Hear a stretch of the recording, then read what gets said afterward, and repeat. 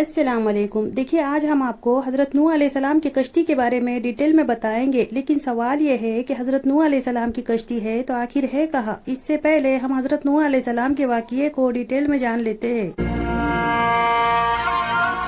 950 سال حضرت نوح علیہ السلام نے دین کی تبلیغ کی، لیکن ان میں سے کچھ مختصر لوگ ہی ایمان لائے تھے۔ جب بنی نوح بدترین گناہ کر چکے تھے اور بتوں کو اپنا معبود بنا چکے تھے، تب اللہ تعالیٰ نے حضرت نوح علیہ السلام کو ایک کشتی بنانے کا حکم دیا۔ کشتی پوری طرح سے بن کر تیار ہو گئی تو اللہ کی طرف سے ایک حکم ہوتا ہے کہ اس کشتی میں دنیا کے تمام جانوروں کا ایک ایک جوڑا رکھ لو، اور ان ایمان والوں کو بھی جو ایک خدا پر ایمان لائے ہیں۔ اس دنیا میں ایک ایسا عذاب آنے والا ہے جو اس سے پہلے کبھی نہ آیا تھا، جو انسانوں کی نسلیں مٹا دے گا۔ اس کشتی میں ٹوٹل 80 لوگ سوار تھے۔ اس عذاب میں دنیا کے تمام نافرمان لوگ فنا ہو چکے تھے، بس وہی 80 لوگ تھے جنہوں نے اس دنیا کو پھر سے آباد کیا۔ تباہی آنے کے بعد یہ کشتی 6 ماہ تک پانی پر چلتی رہی، بعد میں ایک جڑی رحمہ نامی پہاڑی پر جا کر ٹھہر گئی، جو آج بھی وہاں موجود ہے اور قیامت کے دن تک لوگوں کے لیے نشانی عبرت بن گئی۔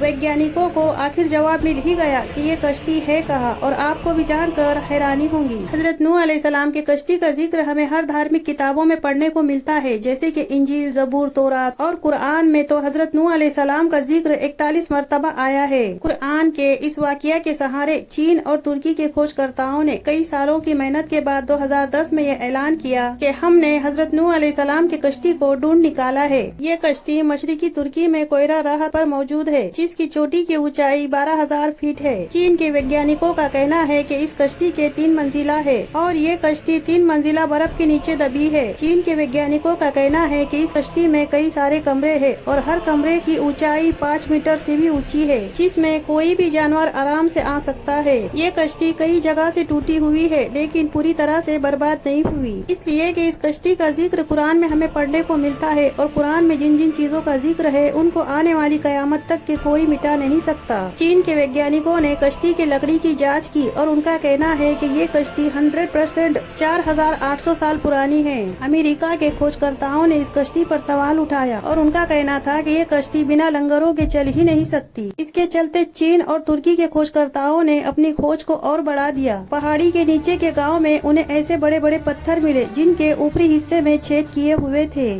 حضرت نوح علیہ السلام کی کشتی کا سب سے بڑا ثبوت تو تب ملتا ہے جب ایک برطانیہ فوجی لڑائی میں حصہ لینے کے لیے ترکی گیا۔ اس فوجی کو پرانی چیزیں خریدنے میں کافی دلچسپی تھی۔ اس نے عراق کے بازاروں میں مختلف پرانی چیزیں خریدنا شروع کی۔ جب وہ فوجی چل بسا تب یہ ساری پرانی چیزیں اس کے بیٹے کے حصے میں آئی۔ اس نے یہ ساری چیزیں برطانیہ کے میوزیم کے حوالے کر دی۔ برٹش ویگیانک رونگ فنگل نے جب اس پرانی چیزوں کا معائنہ کیا تب اس میں انہیں ایک پرانی تختی ملی، جس میں قدیم مصوری بھاشا میں کچھ لکھا ہوا تھا۔ سخت مٹی سے بنی اس تختی پر لکھی لینگویج کا جب انہوں نے ترجمہ کیا تو یہ بات جان کر آپ بھی حیران ہو جاؤں گے کہ اس میں کیا لکھا تھا۔ اس پر لکھا تھا کہ جب انسانوں کے گناہ بڑھ گئے تو خدا ان سے ناراض ہو گیا، اور پھر اس نے گناہ گاروں کو پانی میں ڈبانے کا فیصلہ کیا۔ تب فرشتوں نے وادی تزلا اور فراد میں آباد ایک نیک انسان تک یہ پیغام پہنچایا، جس میں نیک لوگوں کے علاوہ تمام جانوروں کا ایک ایک جوڑا بھی شامل کرے۔ اس تختی میں کشتی کو اتنا بڑا بتایا گیا ہے مانو ایک فٹ بال کے میدان کی جتنی بڑی، اور اس تختی پر بھی کھوج کرتاؤں نے اپنی کھوج کی تو پتا چلا کہ وہ تختی بھی 4500 سال پرانی ہے۔ عام طور پر اسلام کو نہ ماننے والے ایسے واقعوں کو قصے قرار دیتے ہیں، لیکن یہ تمام ثبوت ان کی آنکھیں کھولنے کے لیے کافی ہے۔ تو مجھے بتاؤ، تم میرے رب کی کون کون سی نشانیوں کو جھٹلاؤ گے؟